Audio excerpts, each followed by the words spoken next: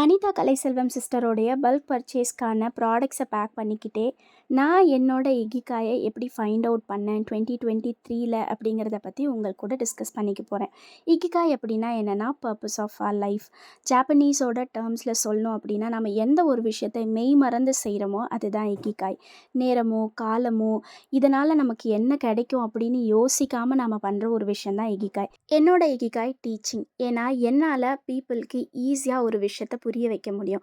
So I love teaching, I am good at teaching and the world needs it and I am getting paid for it too. So நீங்கள் உங்களோட இகிகாயை இன்னும் identify பண்ணாமல் இருக்கீங்க அப்படின்னா இந்த 4 க்ரைட்டீரியாஸை check பண்ணி பார்த்துக்கோங்க. நீங்கள் ஒரு ஸ்டூடெண்ட்டாக இருக்கலாம், இல்லை ஒர்க்கிங் விமனாக இருக்கலாம், ஒர்க்கிங் மென்னாக இருக்கலாம், இல்லைனா ஹவுஸ் ஹோல்டு டேக் கேர் பண்ணிக்கிற ஒரு விமனாக இருக்கலாம். நீங்கள் அந்த விஷயத்தை லவ் பண்ணி பண்ணுவீங்களா அப்படிங்கிறத பாருங்கள். அண்ட் உங்களுக்கு அந்த விஷயம் சூப்பராக வருமா அப்படிங்கிறத செக் பண்ணுங்கள்.